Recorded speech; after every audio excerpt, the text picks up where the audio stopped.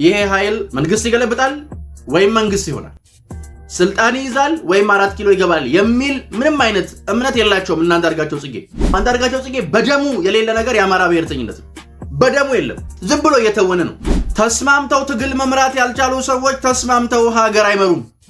ዶላር ዲያስፖራ የሚጥልለትን ፍርፋሪ ለምዶ ከገዛ ወንድሙ ጋር መስማማት የማይችል አካል ብሔራዊ ባንክን የያዘ ቀንማ ሀገር አለቀ። እንደርሶ ያሉ ሰዎች ሞኝም እንደሚያረጅ ማሳያ፣ ድንዙዝም እንደሚያረጅ ማሳያ፣ ሆዳምም እንደሚያረጅ ማሳያ፣ ምን ቢያረጁ ሆድ እንደሆነ አጋስስነት እንደማይለቅ ነው የሚያሳየው። ይሄ ትግል እኮ የሚበላው ዘመንን ብቻ አይደለም። ይሄ ትግል የሚበላው እስክንድርን ብቻ አይደለም። ይሄ ትግል የሚበላው ድንዙዝ ተላላኪዎችን ብቻ አይደለም። እውነት ነፃ የሚወጣ አማራ ገበሬ ያለ መስሎት ጫካ የገባውን ምስኪን የእድሜ አጋሬንም ጭምር ነው። የለም መሬት ላይ አደረጃጀት የለም ቅርጽ የለም። ያንተን መኒ ላውንደሪ እንዲያሳልጥል፣ ያንተን ዶላር እንዲያስፋፋል፣ አንተና እስክንድር ስንትና ስንት ሺህ ዶላር ነው የቀፈላችሁት በዚህ ህዝብ ስም።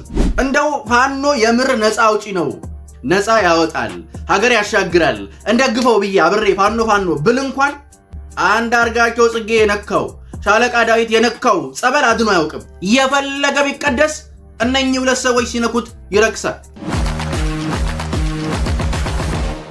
ሰላም ጤና ይስጥልን ውድ ዮሐንስ ኮርነር ቤተሰቦች፣ ዮሐንስ ኮርነር ዛሬም ዳግም ተመልሶ መጥቷል። ዮሐንስ ኮርነርን ላይክ፣ ሼር፣ ሰብስክራይብ አድርጋችሁ መጀመራችሁን እርግጠኛ ሆኖ እንዴት ከረማችሁ? እንዴት ሰነበታችሁ? ፋኖ እየመጣ ነው። አብይ አድነን። ድብቁ የፋኖ ሴራ ሲገላለጥ ከሰሞኑ እንግዲህ ፋኖች እጅግ ከበድ ያለ ምት እየደረሰባቸው ነው የሚገኙት። በተለይ በአውሮፓና በአሜሪካ የሚገኘው ክንፋቸውን በከፍተኛ ሁኔታ መፍረክረክ ላይ ይገኛል። ለዚህ መፍትሄ ነው ያሉትን ውይይቶች በዙም፣ በዋትስአፕ፣ በተለያዩ ማህበራዊ ድረገጾች ለማድረግ እየሞከሩ ነው። ነገር ግን ምንም ሳይስማሙ፣ ምንም ሳይግባቡ፣ ምንም አይነት ተጨባጭ ነጥብ ላይ ሳይደርሱ ነው እየተበተኑ ያሉት። መረጃዎቻቸውም እንደሚያሳዩት በተለይ አቅም አለው፣ ገንዘብ ይደግፋል፣ ያግዛል፣ ያበረታል፣ ሎጂስቲክሱን ያሳልጣል የሚባለው ዲያስፖራ ከባድ ተስፋ መቁረጥ ውስጥ መግባቱን በተለይ መሬት ላይ ባሉ ታጋዮች ላይ እምነት እያጣ መምጣቱንም መረጃዎች ይጠቁማሉ። ግን ፋኖ እየመጣ ነው። አሁን ፋኖ እየመጣ ነው። ዘመነ ካሴ መጋቢትና ሚያዝያ እንመጣለን ብሎ ነበረ። እኔ ደግሞ ዘሜ መጋቢትና ሚያዝያ እንመጣለን ሲለኝ ምን እያረኩ ልጠብቅ እያልኩት ነው። እንደ ገጣሚው ፋኖ እንመጣለን ሲል ምን አለ? እመጣለሁ ያለችው ገጥ ፍቅረኛ ስትቀርበት የሚጠብቃትን ፍቅረኛውን ሲጠይቃት ምን እያረኩ ልጠብቅሽ ብሎ ነበር። እኔም አሁን ፋኖ መጋቢትና ሚያዝያ እመጣለሁ ብላለችና አራድየዋ ዘሜ ምን እያረኩ ልጠብቅሽ? ቅድ ሰማይ እየሰፋው ራስ ዳሽንን እየገፋው 4 ኪሎን እያሰፋው የኮሪደር ልማት እያስፋፋው ምን እያረኩ ልጠብቅሽ? ኩርቱ ፌስታል ከእስክንድር ላይ እየገዛው ዳያስፖራን ዶላር ቀፍዬ እያንጫጫው ምን እያረኩ ልጠብቅሽ? ድሮን መጣ በሚል ጩኸት እያስለቀስኩ እያጫጫሁ ምን እያረኩ ልጠብቅሽ? እንዲህ ያልኩ ስጠይቀው ዘሜ ምን እንደሚለኝ ታውቃላችሁ? ደካኸናም እየወለድክማ ጠብቀኝ፣ እየወለድክ ጠብቀኝ እንጂ አንተው። ዘሜ አራድዬ ልጅ ናት። ያው ባለፈው እንዳልኳችሁ ትግሏ በየፈርጁ ነው። አብዮቱ ያለ ሴቶች ተሳትፎ ግቡን አይመታም ብሎ ዘሜ አራዳ ልጅ ወሊዷን እያፋጠነችው ነው።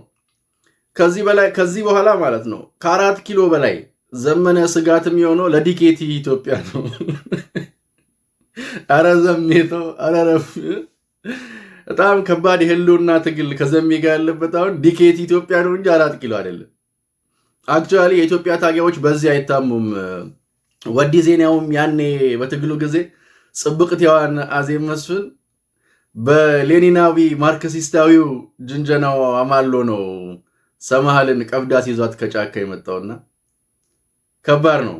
ያው እንደምታውቁት አብዛኛው የህወሓት ማርክሲስትና ሌኒኒስት ካድሬ ሜዲን መሌ ነውና ሜዲን መሌ የሆኑ ካድሬዎቹ ያዩት መሌ በማርክሲስታዊና ሌኒኒስታዊው አካሄዱ ነው አዜብ መስፍንን ሰማልን ብሎ 4 ኪሎ ይዞ የመጣውና አሁን ዘሜም ከአለቋ ተምራኑ መሰለኝ አብዮቱ ያለ ቺኮች ተሳትፎ ግቡን አይመታም ብሎ ሴት በጥፍ የሚማቱ ታጋዮችን አፍርቶ እየመጣ ነው። ለዘመነ ከባዱ ትግል በዚህ ሰዓት ከዲኬት ኢትዮጵያን የሚጠብቀው እንጂ ከ4 ኪሎ አይደለም። እና እኔ ምንድነው ብሎ መሰላችሁ ምን ያርኩ ልጠብቅ ቅዱስ ሰማይ እየሰፋው ካሳንቺስን እያሰፋው ራስ ዳሽንን እየገፋው ምን ያርኩ ልጠብቅ። ይህ በእንዲህ እንዳለ ግን ፋኖ እጅግ ከባድ የሆነ ውጥረት ውስጥ ገብቷል። ከሰሞኑ የሚወጡ የመረጃ ምንጮቻቸው እንደሚጠቁሙት ከሆነ በተለይ ከብርቱካን የፕሮፓጋንዳ ክስረት በኋላ ከፍተኛ የሆነ አለመስማማቶች እየተፈጠሩ ነው። ብዙዎቻችን እንደ እንትን ያየነው ይሄ የብርቱካን ጉዳይ በራሷ ድራማ በራሷ ተውኔት ፋኖ በቀረጸችው በራሷ አካሄድና መንገድ የነ መዓዛ መሐመድ ስተት የፋኖን ሴል ከፍተኛ የሆነ ኪሳራ ውስጥ ከቶታል። ስለዚህ አሁን እያቀዱ ያሉት አንድ እቅድ አላቸው። ይሄውም እቅድ የተበታተነውን ዲያስፖራ የተበታተነውን ፖለቲካል ካምፕ ወደ አንድ ሊሰበስብ የሚችል ፕሮፓጋንዳ መስራት ነው። ይሄውም ጄኖሳይድ ተፈጸመ የሚል እነ ቢቢሲ የሚሳተፉበት እነ ቢቢሲ አማርኛ የሚሳተፉበት እነ ዋዜማ የሚሳተፉበት ብዙዎች የሚሳተፉበት የፕሮፓጋንዳ ዘመቻ ለማድረግ ዝግጅቶቻቸውን ጨርሰዋል። እነኚህ ሰዎች የፕሮፓጋንዳ ዘመቻ ጄኖሳይድ ተፈጸመ የሚል ዘመቻን የሚያካሂዱበት ወቅቶች አሏቸው። አንደኛ የሰብል ወቅት ሲሆን እንደ ሰሊጥ ምናምን ያሉ ምርቶች ከሀገር የሚሸሹበት ወቅት ሲሆን የዘር ማጥፋት ተፈጽሟል በሚል ጩኸት ገበያውን ለመሸፈን ጥረት ያደርጋሉ። ሁለተኛ የመሳሪያ ንግድ የሚያደርጉባቸው ወቅቶች ላይ እንደዚህ አይነት ጩኸቶችን ያደርጋሉ። ሶስተኛ ወጪ ገቢ የውጭ ምንዛሬና ወጪ ገቢ ዶላር ሲኖራቸው በእንዲህ አይነት አጀንዳዎች ለመሸፈንና ለመደበቅ ይሞክራሉ። የአሁኑን ከሌሎቹ ለየት የሚያደርገው የደረሰባቸውን ክስረት የደረሰባቸውን የፕሮፓጋንዳ ውድቀት የመጣባቸውን ውርደት ለመመከት ይህንኑ ህዝብ መጠቀሚያ ለማድረግ ማሰባቸው ነው። እንደ አንዳርጋቸው ጽጌ ያሉ አፎቻቸው በፋኖ ተስፋ መቁረጣቸውን በፋኖ ላይ ምንም እምነት እንደሌላቸው በየሚዲያው እየተናገሩ ነው። ግን ይህም ቢሆን እስከ መጨረሻው እንደግፈው ነው። ይህም ቢሆን እስከ መጨረሻው እንደግፈው። ለምን እንዲያልቅ ለምን 4 ኪሎ ዘረፍት እንዲነሳ ተደጋጋሚ ጊዜ እንዳልኩት ይሄ ኃይል መንግስት ይገለብጣል ወይም መንግስት ይሆናል፣ ስልጣን ይይዛል ወይም 4 ኪሎ ይገባል የሚል ምንም አይነት እምነት የላቸውም። እና አንዳርጋቸው ድንዙዝ ነው። በዚህ መጠን ግን የፋኖን አቅም ከፍ አድርጎ ያስባል ብዬ አላስብም። ዝም ብሎ እንደው ይሄ ደከከኑን ሊያራግፍበት እቤት ቁጭ ብዬ ከሚደብረኝ ብሎ ኢሳያስ አፈወርቂ ከሚከፋው ብሎ ሻቢያ ከሚያዝን ብሎ ይቀደዳል እንጂ ያውቀዋል። በደሙ አንዳርጋቸው ጽጌ በደሙ የሌለ ነገር የአማራ ብሔርተኝነት ነው። በደሙ የለም። ዝም ብሎ እየተወነ ነው። ጭራሽ ማለት ነው። ጭራሽ በደሙ የለም። እኔ ተደጋጋሚ ጊዜ ተናግሬያለሁ። አንዳርጋቸው ጽጌ እጁን ያስገባበት ሻለቃ ዳዊት ያለበት ትግል የትም አይደርስም። እንደው ፋኖ የምር ነፃ አውጪ ነው፣ ነፃ ያወጣል፣ ሀገር ያሻግራል፣ እንደግፈው ብዬ አብሬ ፋኖ ብል እንኳን አንዳርጋቸው ጽጌ የነካው ሻለቃ ዳዊት የነካው ጸበል አድኖ አያውቅም። የፈለገ ቢቀደስ እነኚህ ሁለት ሰዎች ሲነኩት ይረክሳል።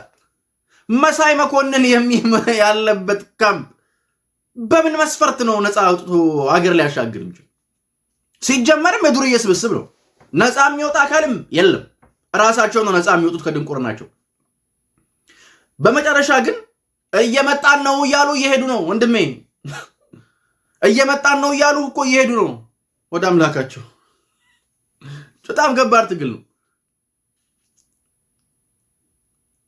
በጣም ከባድ እንትን ላይ ያለ ነው። የሰሞኗን ዱላ መቋቋም አልቻሉም። ተስማምተው ትግል መምራት ያልቻሉ ሰዎች ተስማምተው ሀገር አይመሩም። ዶላር ዲያስፖራ የሚጥልለትን ፍርፋሪ ለምዶ ከገዛ ወንድሙ ጋር መስማማት የማይችል አካል ብሔራዊ ባንክን የያዘ ቀንማ ሀገር አለቀ። እናንተ በህይወት እንድትኖሩ ራሱ ስልጣን አያስፈልጋችሁም። አለበለዚያ እንደ ቁምቡርስ ነው የምትበላሉት። በጣም አስጊ ነው። በጣም አስጊ ሰዎች ናቸው ለራሳቸው ማለት። እንደ ሀገር እንዳልኳችሁ አብዛኞቹ ስጋትነታቸው ለዲኬቲ ኢትዮጵያ ነው እንጂ ለእንትን አይደለም፣ ለአብይ አህመድ አይደለም። ዲኬቲ ኢትዮጵያ ይጨነቅ ለእናንተ። እዛው ተዋለዱ። አብዮቱ ያለ ሴቶች ተሳትፎ ግቡን አይመታም።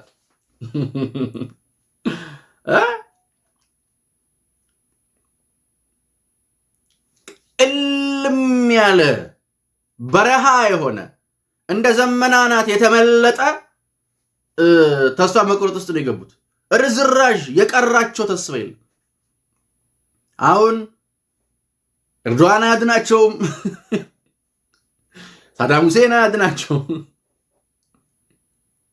የሴቶቹ ተሳትፎ አያድናቸውም፣ ማንም አያድናቸውም። ጊዜ ግን ሌጀንድ ነው ታውቃለህ። እና በአንድም በሌላ ከዚህ ትግል ጋር ተዛማጅነት ያለው አካል የመጨረሻ ትርፉ ኪሳራ፣ ይከስራል አሊያም ደግሞ ይከስራል። ይዋረዳል ወይ ደግሞ ይዋረዳል። ይቀላል ወይ ደግሞ ይቀላል። አሁን እና አንዳርጋቸው በቻሉት አቅም ሻዕቢያን የሚጠቅም የውስጥ አደረጃጀት ፋኖ ውስጥ ለመፍጠር ጥረት ያደረጉ፣ ቀጥታ ከኤርትራ የሚነሳ በሳውዲ የሚንቀሳቀስ አሁን መረቡን በካይሮ የጣለ እስከ እንግሊዝ የሚዘረጋ ክንፋቸው ተጠቅመው ገንዘብ አዘዋወሩ። ምን አሉ ግን መሬት ሊይዝላቸው የሚችል አካል አላገኙ። እነ ዘመነ ከውጭ አካል ጋር ግንኙነት የማድረግ አይደለም ሌላ ግንኙነት ላይ ናቸው። እንትኑ አቅም የላቸው። እስክንድር ከስልክ ቅጁ ሰምታችሁታል። ደላላ እየፈለገ ነው ከኤርትራ መንግስት ጋር የሚደልልለት፣ ከኤርትራ መንግስት ጋር የሚያስማማው። ደልሉኝ እያለ ነው። እኛ እኮ ተደራደሩ ስንላቸው ተግደረደሩ። ሲግደረደሩ እርስ በራሳቸው የተገዳደሉ ሬሳቸውን ደረደሩ። ከጅምሩ በጣም በተደጋጋሚ እንዳልኩት በዚህ እነሱ በያዙት መንገድ የፖለቲካ ዓላማና የፖለቲካ ሀሳቤን ግብ አስፈጽማለሁ ብሎ ማመን ስሁት ነው፣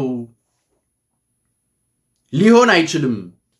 እነሱ በያዙት አካሄድ በዚህ ክፍለ ዘመን የፖለቲካ ግብ ሊፈጸም አይችልም። ብልጽግና የሚባል ፓርቲ እኮ 4 ኪሎ ቁጭ ብሎ እንደውም ትናንትና የስራ አስፈጻሚ ነው የማዕከላዊ ኮሚቴ ስብሰባውን መጀመራቸውን ጠቅላይ ሚኒስትሩ በማህበራዊ ትስስር ገጻቸው ላይ አስታውቋል።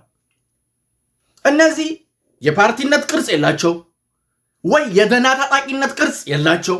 የቲክቶክ እንትኖች ናቸው፣ የቲክቶክ አርበኞች፣ የዩቲዩብ አዛዦች። ግራዝማች ዘመነ ለቲክቶክ ላይቭ ግባ ምናምን። ሻለቃ ዳዊት ምን አለ? ከኛ በላይ እኮ ቲክቶከሮች ያገኟቸዋል አለ። ወንድሜ አንቺ እኮ ቨርቹዋል ነሽ፣ እነሱ ዲጂታል ድንቁርናው ላይ ናቸው። ጋሺዬ ያው እርሶ ቨርቹዋል ድድብናው ላይ ስለሆኑ ነው። አናሎግ ድድብናው ላይ ነው ያሉት። እነዛኞቹ ደግሞ ቨርቹዋል ድንቁርና ላይ ናቸው። ምን ይሻላልሽ? ዲጂታል ድንቁርና ላይ ናቸው። እርሶ ደግሞ አናሎግ ድንዙዝና ላይ ነው ያሉት። የጋሪዮች ዘመን ላይ የራሶትን ዘመን ፖለቲካ ቁጭ በሉ ተበልተው ሲያበቁ በዚህ ዘመን ወጣት የሚቀልዱ የከሰሩ ሽማግሌ ኖት። ሶሪ ቱ ሴይ ዚስ። የእርሶን ምክር ተቀብሎ ጫካ የገባው አካል ቀደም ብሎ ሞኝም እንደሚያረጅ፣ ድንዙዝም እንደሚያረጅ፣ ባንዳም እንደሚያረጅ፣ ሀገር ሻጭም እንደሚያረጅ ቢያውቅ አይሰማውትም ነበር። እንደ እርሶ ያሉ ሰዎች ሞኝም እንደሚያረጅ ማሳያ፣ ድንዙዝም እንደሚያረጅ ማሳያ፣ ሆዳምም እንደሚያረጅ ማሳያ፣ ምን ቢያረጁ ሆድ እንደሆነ አጋሰስነት እንደማይለቅ ነው የሚያሳየው። እርሶንና አንዳርጋቸውን ሙዚየም አስቀምጠናችሁ ለህይወት ዘመን በመስታወት ብትጎበኙ በጣም ነው ደስ የሚለኝ። ባንዳ ተብሎ ተጽፎባችሁ የባንዳነት ልክ ተብሎ ሰው እንዳይነካችሁ መስታወት ነው መደረግ ያለበት። ምክንያቱም የእናንተ ባንዳነት ተላላፊ ሊሆን ይችላል። ደግሞ አያፍሩም፣ ያወራሉ መጥቶ አይኖትን በጨዋታው ግፍ አይፈሩም። እንደው እግዚአብሔርን አይፈሩም፣ ሰው አይፈሩም። ግማሽ ክፍለ ዘመንን አሜሪካ ላይ ቁጭ ብለህ በልተህ ህይወትን አጣጥመህ ስታበቃ የምስኪን ገበሬ ልጅ ካስኳላ የደሃ እናትን ልጅ ከቄስ ትምህርት ቤት ከቅፍ ነጥቀህ ጫካ ወረደ ስታበቃ ዛሬ መጥተህ ቲክቶከሮች ያገኟቸዋል ምናምን ትላለህ። ይሄ ትግል እኮ የሚበላው ዘመንን ብቻ አይደለም። ይሄ ትግል የሚበላው እስክንድርን ብቻ አይደለም። ይሄ ትግል የሚበላው ድንዙዝ ተላላኪዎችን ብቻ አይደለም። እውነት ነፃ የሚወጣ አማራ ገበሬ ያለ መስሎት ጫካ የገባውን ምስኪን የእድሜ አጋሬንም ጭምር ነው። ሙድ ትይዛለህ እንዴ? ቀለኛ ከየት ነው ያመጧችሁ? ይሉኝታ ቢሶች፣ እድሜ የማያስተምራችሁ ጭራሽ ከየት እንዳመጧቸው ሆዳሞች። ሙድ ትይዛለህ እንዴ? ያንተን መኒ ላውንደሪ እንዲያሳልጥልህ፣ ያንተን ዶላር እንዲያስፋፋልህ አንተና እስክንድር ስንትና ስንት ሺህ ዶላር ነው የቀፈላችሁት በዚህ ህዝብ ስም።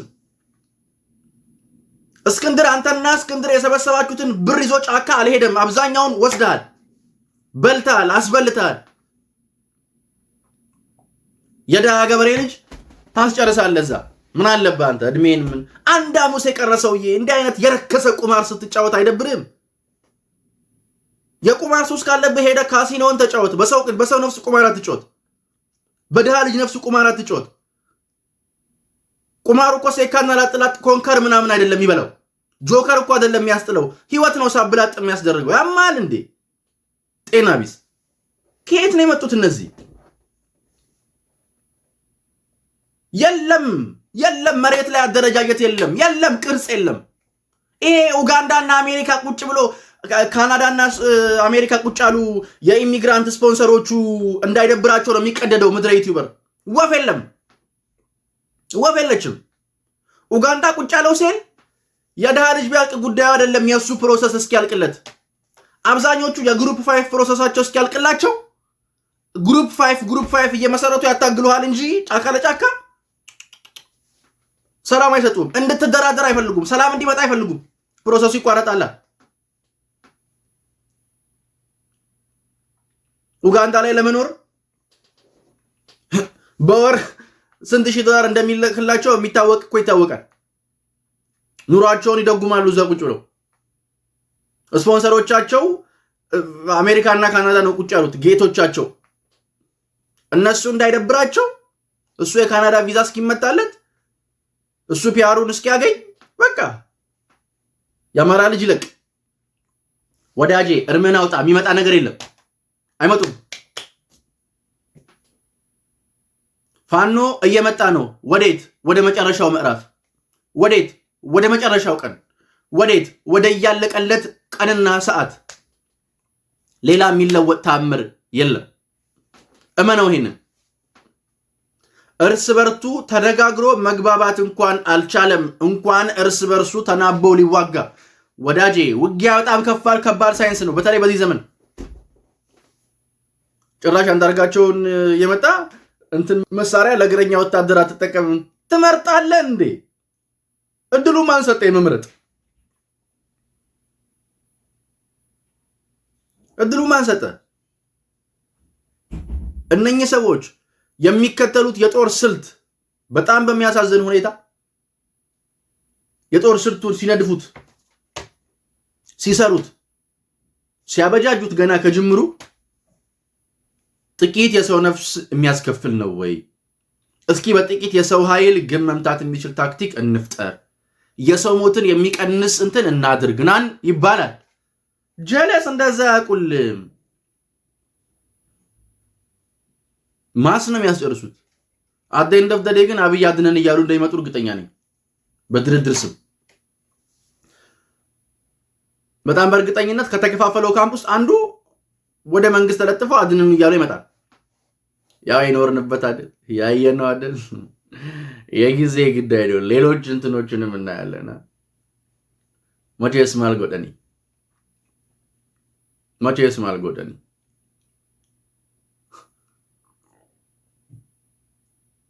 በጣም ከባድ ነው።